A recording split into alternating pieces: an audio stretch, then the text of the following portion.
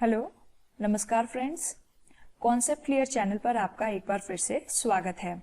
दोस्तों, अभी तक हमने अर्थ के जो मेजर पार्ट्स हैं उनको लोकेट करने के लिए, उनके बारे में जानकारी लेने के लिए लैटिट्यूड्स लॉन्गिट्यूड्स के बारे में स्टडी किया था। ओके, अक्षांश और देशांतरों के बारे में हमने पढ़ लिया था।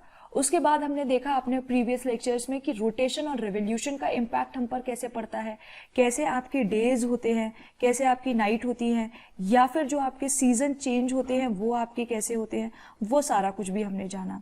लेकिन अब उसके बाद अब हम अगर अर्थ के अंदर आते हैं और अर्थ से जुड़ी हुई हर चीज को समझना चाहते हैं तो हमें अर्थ के जो प्रमुख परिमंडल हैं, यानी कि जो डोमेन्स हैं अर्थ के, जिन पर ही पूरी पृथ्वी एक तरीके से टिकी हुई है। क्योंकि अगर आपने ये जो डोमेन्स पढ़ लिए ना, इनको डीप में बायोस्फीयर, लिथोस्फीयर, हाइड्रोस्फीयर, ये चारों डोमेन्स के बारे में अगर आपको जानकारी हो गई तो फिर आप ज्योग्राफी को बहुत ही अच्छे से समझ जाएंगे। एक तरीके से आप पूरी अर्थ को ही कवर कर लेंगे। तो फिर आज के इस वीडियो में हम एक जो है वो ब्रीफ इंट्रोडक्शन जानेंगे पृथ्वी के प्रमुख परिमंडलों का या फिर मेजर डोमेन्स ऑफ दी अर्थ का। ठीक है, तो सबसे पहले हम बात करते हैं इसके जो इम्पोर्टेंट, हमने कितने इसको डोमेन्स में हमने डिवाइड किया है। जैसे कि हमें पता है कि पृथ्वी ही हमारा एकमात्र प्लेनेट ऐसा है जिस पर की लाइफ है ना। और मार्स या कहीं और पर भी हम सर्च कर रहे हैं, अभी वहां पर अभी हमारी लाइफ है नहीं है वो अभी पता नहीं किसी को, उस पर हमारी क्या चल रही है, डिस्कवरी चल रही है। लेकिन अभी अर्थ ही हमारा ऐसा प्लेनेट है जिस पर लाइफ है और सारे ह्यूमन बींग्स यहाँ पर आराम से रहते हैं। और ये इतना कॉम्प्लेक्स जोन है ना कि यहाँ की सारी चीजें एक दूसरे से इंटरकनेक्टेड हैं और उसी की वजह से ही लाइफ यहाँ पर पॉसिबल है। अगर ये सारी चीजें सब अलग अलग रहें, जैसे पृथ्वी का पानी से कोई कनेक्शन ना हो या हवा का किसी और चीज से कनेक्शन ना हो, तो यहाँ पर शायद वो जो लाइफ है वो पॉसिबल नहीं हो पाती। हमारे जितने भी कंपोनेंट्स हैं वो सब आपस में एक दूसरे से जुड़े हुए हैं और वही कंपोनेंट में उसी सब कंपोनेंट्स के जुड़े होने की वजह से ही हम लोग यहाँ पर जो है वो लाइफ को जी पा रहे हैं, यहाँ पर लाइफ जो है वो पॉसिबल है। ठीक है, तो हमने जो पृथ्वी के जो परिमंडल है वैसे अगर डिवाइड करें तो बहुतों में बांट सकते हैं, बट अगर हम मेजर की बात करें जिनको हमें स्टडी करना ही चाहिए तो वो है हमारे 4। ठीक है, नंबर 1 हमारा क्या है, लिथोस्फीयर। ओके, लिथोस्फीयर यानी कि जलमंडल, वो लिथोस्फीयर यानी कि स्थल मंडल। ओके, स्थल मंडल यानी कि जो भी हम सॉलिड पार्ट देखते हैं अर्थ पर वो हमारा सब किस में आ जाता है, लिथोस्फीयर में। मतलब कि जो भी हम लैंड मास देखते हैं, अब आप कहेंगे लैंड मास देखते हैं का क्या मतलब है, मतलब जो भी आप कॉन्टिनेंट्स देखते हैं, कॉन्टिनेंट्स पे तो मेनली लैंड है ना, तो वो आपकी आ जाती है। लेकिन यहाँ पर ध्यान देने वाली बात ये भी है कि जो ओशियन बेसिन्स हैं, ओशियन के जो बेसिन्स हैं वो भी हमारे किसमें इंक्लूड होते हैं, लिथोस्फीयर में ही इंक्लूड होते हैं। कैसे? क्योंकि जो भी आपका समुद्र है या कुछ भी है उसमें भले ऊपर पानी भरा हुआ है लेकिन नीचे तो उसमें भी एक क्रस्ट है और नीचे तो उसमें भी जमीन ही है, एक लैंडमास से ही मिलकर बना हुआ है। तो आप इस चीज में मत रहिएगा कि लिथोस्फीयर केवल जो कॉन्टिनेंट्स दिख रहे हैं बस उतना ही लिथोस्फीयर है। लिथोस्फीयर की जब भी बात होगी तो आपको जो कॉन्टिनेंट्स है उनको भी कंसीडर करना पड़ेगा, साथ ही साथ जो आपके ओशियंस के नीचे की जो आपकी जमीन है, जो लैंडमास है, उनको कंसीडर करना पड़ेगा। इसलिए आपका जो लिथोस्फीयर है वो बेसिकली आपका कॉन्टिनेंट से मिलकर बना होता है और प्लस जो ओशियन के जो बेसिन्स हैं उनसे मिलकर वो बना होता है। ठीक है, फिर आता है हमारा एटमॉस्फेयर यानी कि वायुमंडल। वायुमंडल क्या हुआ, बेसिकली जो भी हमारे अर्थ के चारों तरफ जो भी हवाओं का घेरा है, हवाएं कह लें या उसके अलावा हम कहेंगे इनको गैसों का जो मिश्रण है, उसने हमको चारों तरफ से घेर रखा है। उन्हीं में जो गैसेस हैं वो कार्बन डाइऑक्साइड हो गई या आपकी ऑक्सीजन हो गई या नाइट्रोजन हो गई, इन सब ने हमारी तरफ एक परत बना रखी है। उन्हीं की वजह से हम लोग क्या है अपना जीवन जो है वो अच्छे से सस्टेन कर पाते हैं। इसके बाद क्या आता है, जलमंडल यानी कि hydrosphere. Hydrosphere is basically what, the presence of water. हमें पता है कि हमारी पृथ्वी पर लगभग 71% जो है वो वाटर ही वाटर है। लगभग 3/4 पार्ट जो है अर्थ का वो कवर्ड किससे है, वो पानी से ही कवर्ड है। तो इसलिए ये भी हमारा बहुत ही इंपॉर्टेंट रोल रखता है। अब ये वाटर किसी भी फॉर्मेट में हो, ठीक है, वो अभी हम आगे देखेंगे डिटेल में थोड़ा सा।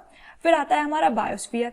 बायोस्फीयर वो आपका पार्ट होता है जहां पर आपका लैंड, वाटर एंड एयर, ये तीनों चीजें जो हैं वो आपस में क्या हो जाती हैं, इंटरकनेक्ट हो जाती हैं और जिसकी वजह से क्या पॉसिबल होती है, लाइफ पॉसिबल होती है। और वहां पर ही कोई भी मनुष्य, कोई भी जीवन जो है वो हो सकता है। तो उस पार्ट को हम कहते हैं बायोस्फीयर।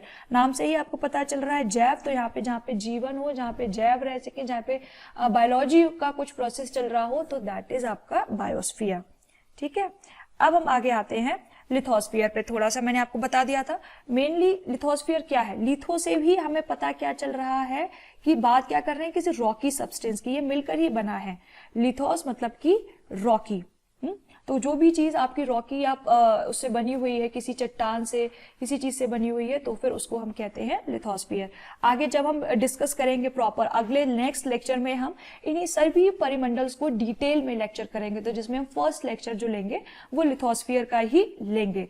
ठीक है, तो उसमें हम बात करेंगे कि लिथोस्फीयर को हमने कैसे डिवाइड किया है, कैसे क्या किया है, उसके अंदर के पार्ट्स को डिटेल में पढ़ेंगे। तो शॉर्ट में हम ये देख लेते हैं कि लिथोस्फीयर हमारा जो होता है वो मेनली रॉक्स का बना होता है। कौन सी रॉक्स का बना होता है वो आगे देखेंगे, और उसमें भी हम इसको डिवाइड कर सकते हैं कॉन्टिनेंट लिथोस्फीयर के फॉर्म में और ओशियनिक बेसिन के फॉर्म में। तो इन दोनों को हम देखेंगे। अब मेन एक ही क्वेश्चन बहुत इंपॉर्टेंट है, इसलिए मैंने ये लगभग हर स्लाइड में लिखा हुआ है कि लिथोस्फीयर किससे मिलकर बना होता है। तो आपसे अगर कभी भी ऑप्शन में ये दिया जाए क्रस्ट, तो केवल ऊपरी सतह जो होती है पृथ्वी की, है जो उसकी भूपर पट्टी जिसको बोलते हैं, केवल उसका बना हुआ होता है, नहीं। लिथोस्फीयर जो होता है वो आपका जो क्रस्ट होता है उससे तो मिलकर बना ही बना होता है ऊपर ऊपर का, लेकिन जो मेंटल जो होता है, अर्थ का जो निचला हिस्सा होता है, उसका भी जो ऊपरी पार्ट होता है उसको भी लेकर कहा जाता है आपका लिथोस्फीयर। तो आपको याद रखना है हमेशा जब भी लिथोस्फीयर की बात आएगी तो आप बोलेंगे क्रस्ट प्लस अपर मेंटल। ठीक है, इससे हमारा लिथोस्फीयर मिलकर बना होता है, और दो चीजों को हम इसमें इंक्लूड करते हैं, ओशियनिक बेसिन और कॉन्टिनेंट्स को। ठीक है, और ये जो हमारे कॉन्टिनेंट्स है, ओशियनिक बेसिन से आपने पता होगा सारी चीजें किसमें डिवाइडेड है, एक प्लेट्स में डिवाइडेड रहती है। पूरी पृथ्वी अलग अलग प्लेट्स में डिवाइडेड है, जिसकी वजह से ये कॉन्टिनेंट्स हैं या हमारे ओशियनिक बेसिन्स हैं, और वो सब एक दूसरे से अलग अलग हैं, या उन्हीं में मूवमेंट की वजह से हमारा अर्थक्वेक वगैरह आता है, जो कि हम पढ़ेंगे डिटेल में। आप इस चीज के लिए परेशान ना हो, वो हम बताएंगे। अब बात आ जाती है हमारे लिथोस्फीयर। तो लिथोस्फीयर में मेनली हम क्या पढ़ते हैं, ओशियन बेसिन्स, तो वो हम अलग पढ़ेंगे अगर डिटेल में जाएंगे तो। लेकिन मोटे तौर पर अगर हम देखें जो हमारे लैंड मास है वो क्या है, हमारे 7 कॉन्टिनेंट्स हैं। ठीक है, तो इन 7 कॉन्टिनेंट्स पर भी इनका जो फिजिकल मैप है, पॉलिटिकल मैप है, उनकी क्या क्या विशेषताएं हैं, वो मैं आपको अलग से एक सिंगल लेक्चर में एक कॉन्टिनेंट कवर कराऊंगी। ठीक है, तो अभी फिलहाल हम देख लेते हैं कि ये जो हमारे हैं 7 मेजर कॉन्टिनेंट्स हैं, कौन कौन से, एक बार रीड कर लेते हैं। एशिया, ठीक है, जिस कॉन्टिनेंट में हम लोग रहते हैं, जिस कॉन्टिनेंट में इंडिया है, वो हमारा कॉन्टिनेंट कौन सा है, एशिया, और जो कि विश्व का सबसे बड़ा कॉन्टिनेंट है एरिया वाइज।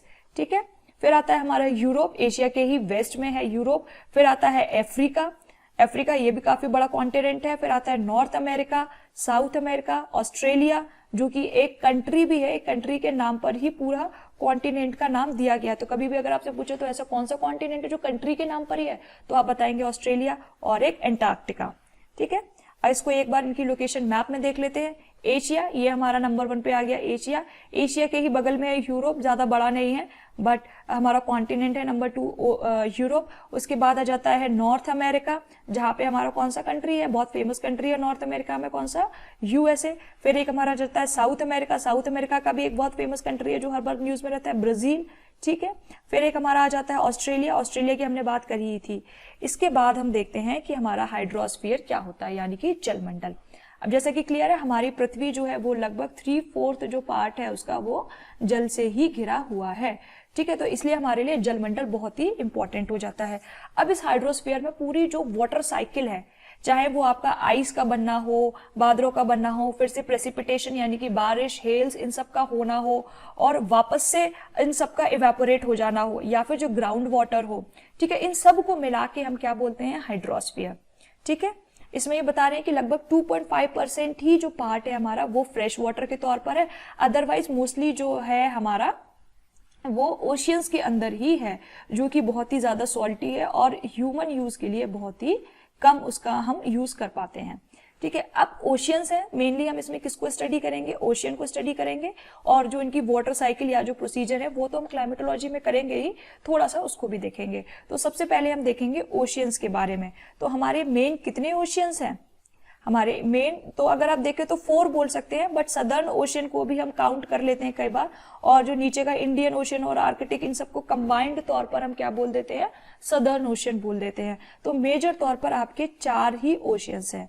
पैसिफिक ओशियन जो कि हमारा सबसे बड़ा ओशियन है, सबसे बड़ा महासागर है, वो है हमारा प्रशांत महासागर। ये आपको सबसे बड़ा और सबसे छोटा तो हमेशा ही याद रखना है। सबसे बड़ा कॉन्टिनेंट, सबसे बड़ा महाद्वीप कौन सा था हमारा, एशिया था। सबसे बड़ा महासागर, सबसे बड़ा ओशियन कौन सा है, वो है हमारा पैसिफिक।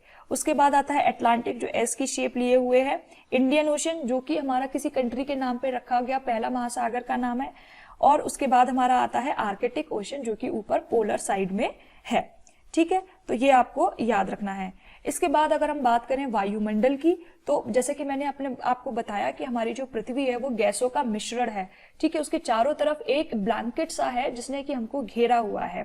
और ये जो ब्लैंकेट को अगर हम डिवाइड करें तो इसको हम लगभग 5 लेयर्स में, ठीक है, 5 लेयर्स में हम इसको डिवाइड कर सकते हैं। और इसको हम डिटेल में इन्हीं लेयर्स के अंदर का जाकर पढ़ेंगे।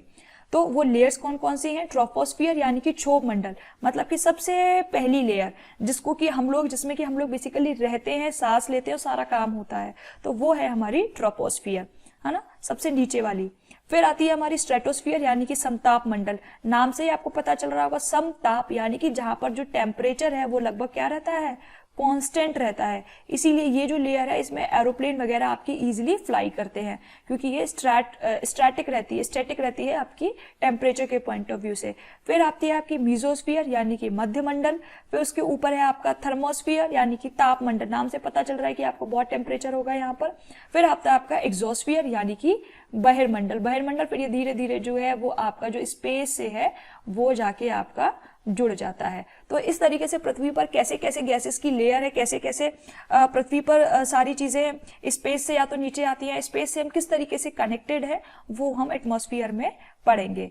इसके बाद हमारा एक इंपॉर्टेंट आता है परिमंडल, दैट इज बायोस्फीयर यानी कि जैव मंडल, जहां पर कि बेसिकली जीवन है। अगर हम इन पिछली जो हमने तीनों लेयर्स पढ़ी हैं उनमें चाहे वो एटमॉस्फियर हो, चाहे वो आपका लिथोस्फियर हो या फिर वो हाइड्रोस्फियर हो, इनमें सिर्फ अकेले जीवन पॉसिबल ही नहीं है ना। इन तीनों को पे जीवन पॉसिबल होने के लिए इन तीनों को आपस में जुड़ना बहुत जरूरी है। और जब तीनों ये लेयर जो है हमारी एटमॉस्फियर, हाइड्रोस्फियर, लिथोस्फियर आपस में जुड़ जाती हैं तो हमारा क्या बना देती हैं, बायोस्फीयर बना देती हैं, और जिस पर कि हमारा जीवन जो है वो पॉसिबल हो पाता है। तो ये आपका नैरो जोन ऑफ कॉन्टेक्ट है लैंड, वाटर एंड एयर के बीच में, जिसको कि हम क्या कहते हैं, बायोस्फीयर कहते हैं। ठीक है, ये आपका एनवायरनमेंट का भी इंपॉर्टेंट टॉपिक है और ज्योग्राफी का भी इंपॉर्टेंट टॉपिक है। तो ये थी हमारी इंपॉर्टेंट वीडियो, 3 आपके जो है मेजर डोमेन्स पर। इनसे रिलेटेड जो डिटेल्ड वीडियो है वो हम डिस्कस करेंगे अपने नेक्स्ट लेक्चर से। लेकिन अगर अभी तक आपने हमारा चैनल सब्सक्राइब नहीं किया है तो प्लीज हमारे चैनल को सब्सक्राइब कर लीजिए, जिससे आपको ज्योग्राफी या और भी जो बहुत सी इंपॉर्टेंट वीडियोज जो हम रोज डेली अपलोड करते हैं वो आपसे मिस ना हो। तो इसलिए हमसे जुड़े रहिए और एग्जाम क्लियर करने के लिए बिल्कुल एकदम तैयार हो जाइए। ठीक है, मिलते हैं आपसे अगले लेक्चर में। Thank you.